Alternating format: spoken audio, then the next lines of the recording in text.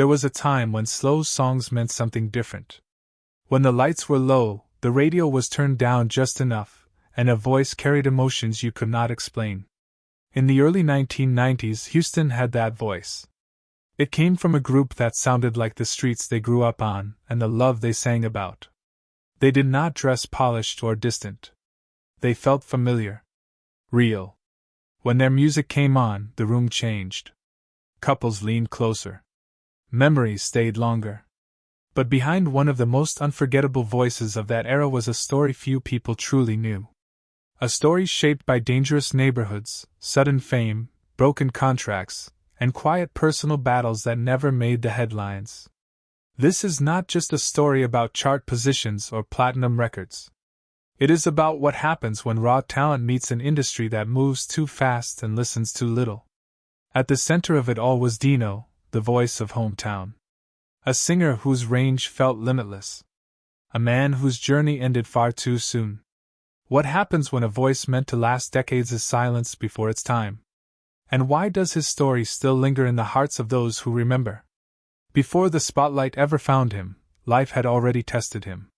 Long before applause, there was survival.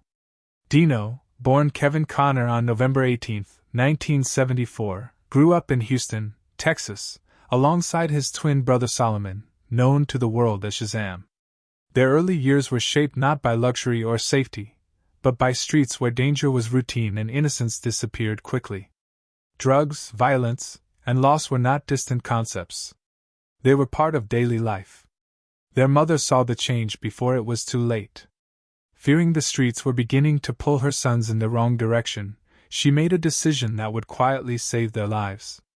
She sent them to live with their grandmother, removing them from the chaos and placing them somewhere music could breathe. At their grandmother's house, sound filled the rooms. Their uncles rehearsed constantly, preparing for performances where they opened for acts like Cameo and Con Funk Shun. The twins watched closely. They listened. They learned. Music stopped being a pastime and slowly became purpose. Inspired by legends like Michael Jackson, Prince, Marvin Gaye, and Stevie Wonder, Dino and Shazam began taking singing seriously. They enrolled in vocal lessons. They joined school bands. They learned instruments. For the first time, they could imagine a future that did not end in the streets. Still teenagers, they auditioned for a local producer named Phil Blackman, who was assembling an R&B group called the Gents. It was there they met Daryl G.I. Jackson, another young talent from the same neighborhood. In 1990, the Gents released an album titled It's Not a Dream.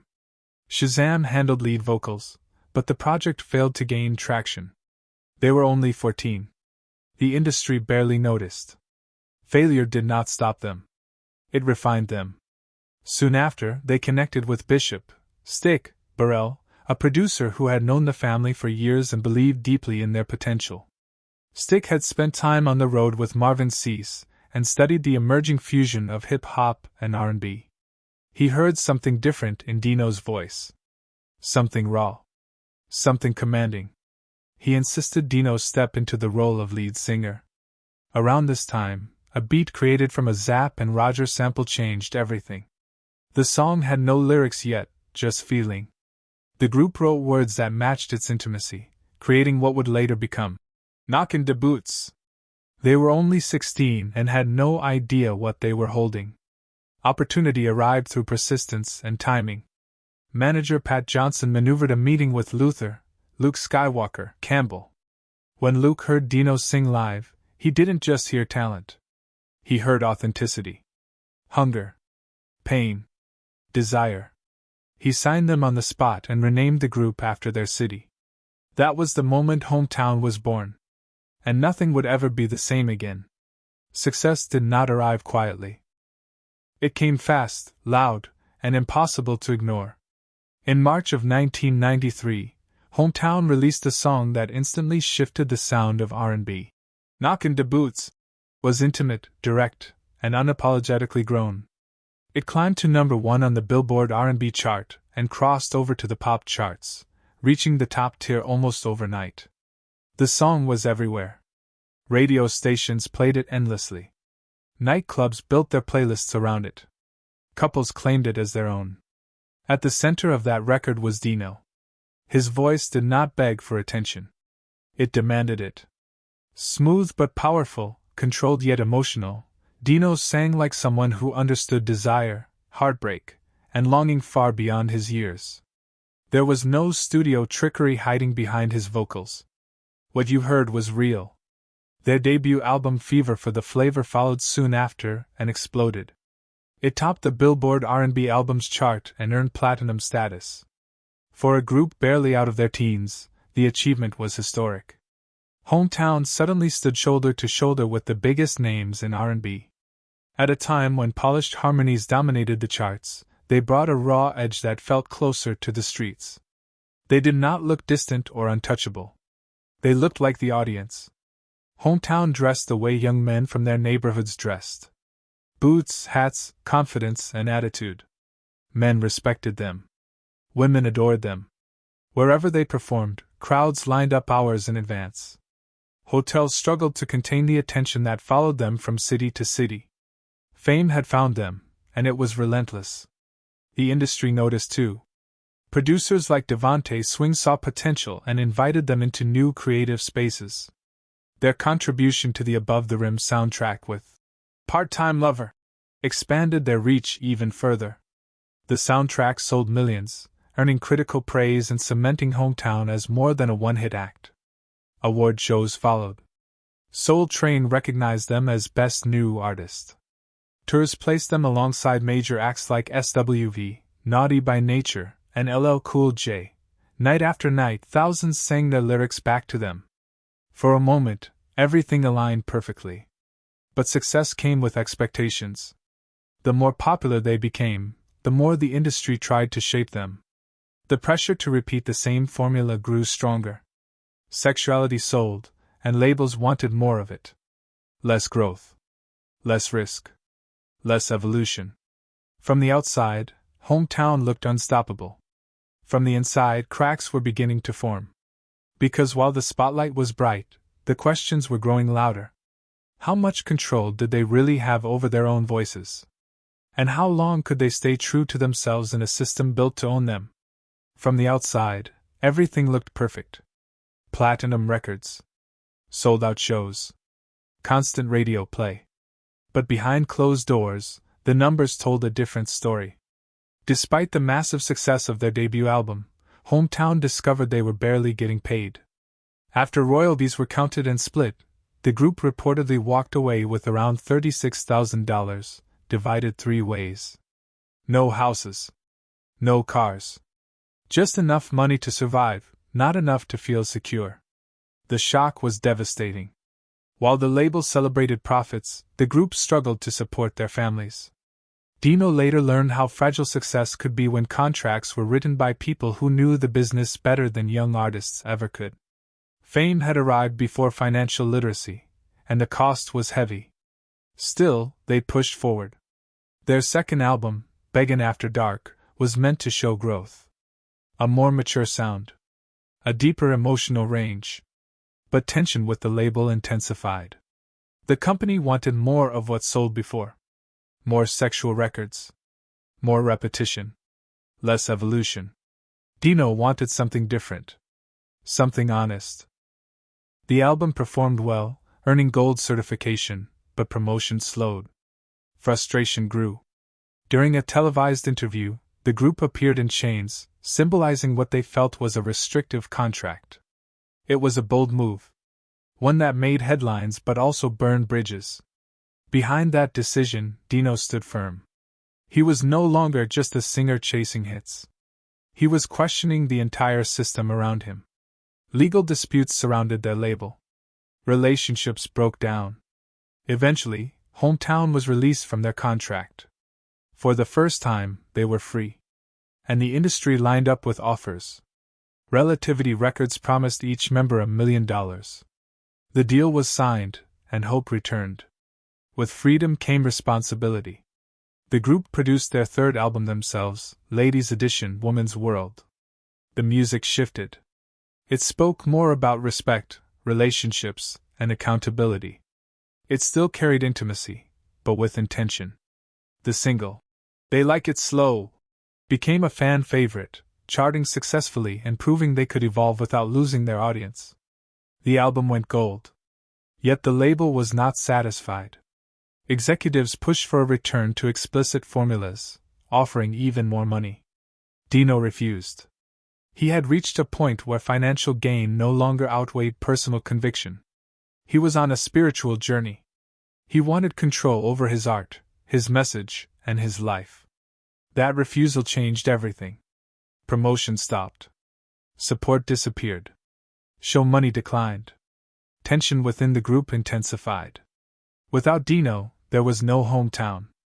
And without compromise, there was no industry backing. Eventually, the group separated. What followed was silence. Dino withdrew from the world. Depression took hold. Bills piled up. Bankruptcy followed. He isolated himself, struggling privately while the public assumed he had simply faded away. But the pain was not over yet. Because just as the group began discussing a reunion and a new record deal, fate intervened in the most brutal way possible. When the news broke in January 2003, it did not stop the world. There were no emergency broadcasts. No national mourning. Just a quiet headline that faded faster than it should have. The death of Dino forced many in America to look back and ask uncomfortable questions. How could a voice that once dominated radio simply disappear? And why did the industry seem so unprepared to protect the people who built it? In the United States, stories like Dino's are not rare. Young black artists are often discovered early, promoted aggressively, and discarded quickly once they no longer fit a profitable mold. Contracts are signed before maturity. Expectations are placed before understanding. When success slows, support disappears. At the time of his passing, mainstream media framed Dino's story as a tragic accident. What received less attention was the long road that led there. The financial strain. The mental health struggles. The spiritual conflict between art and exploitation. These were not isolated issues. They were symptoms of a larger system. Fans reacted differently. For those who grew up with hometown's music, Dino's death felt personal. His voice had been present during formative moments. Relationships. Heartbreaks. Quiet nights. Many listeners realized only then how deeply his music had shaped their emotional lives. Outside the United States, Hometown was remembered as part of the golden era of American R&B. Their influence could be heard in later artists who blended vulnerability with street realism. Dino's vocal style, marked by restraint and emotional precision, remained respected among musicians, even if the industry never fully honored him. In the years that followed, conversations around artists' rights, mental health, and fair contracts grew louder. Dino's story became one of many cautionary tales shared in interviews, documentaries, and private industry discussions. Not as a scandal, but as a warning. America did not fail to recognize his talent. It failed to protect the person behind it. And that may be the most painful truth of all. In the early hours of January 28, 2003, everything stopped. A red light was ignored. An impact followed. And just like that, Dino was gone. He was only 20 years old. His girlfriend, pregnant with their child, was gone too. There would be no comeback album. No reunion tour. No second chapter. What makes Dino's story linger is not just how it ended, but how much remained unfinished. Songs still unreleased. Ideas still forming. A voice that had matured beyond its early fame, ready to say something deeper, never given the time. After his passing, Hometown tried to move forward. Projects were released with little promotion. The industry shifted its attention elsewhere. As it often does. But among fans, Dino never faded. His voice stayed alive in slow jams, late-night playlists, and memories tied to love, loss, and growing up. Years later, Hometown would finally receive formal recognition, being inducted into the National R&B Hall of Fame. It was a long-overdue acknowledgement. Not just of chart success, but of cultural impact. Of a sound that defined an era. Dino's legacy is not measured by how many records he sold. It is measured by how many people felt understood when he sang. His story stands as a reminder.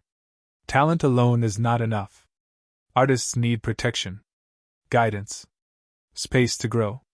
Without it, brilliance burns fast and disappears quietly. And maybe that is why his voice still hurts to hear. Because it reminds us of something taken too soon. If you remember where you were the first time you heard Hometown, share that moment. If Dino's music meant something to you, say his name. And if stories like this matter to you, stay with us. There are more voices worth remembering. Some legends live forever not because they lasted long, but because they left something real behind.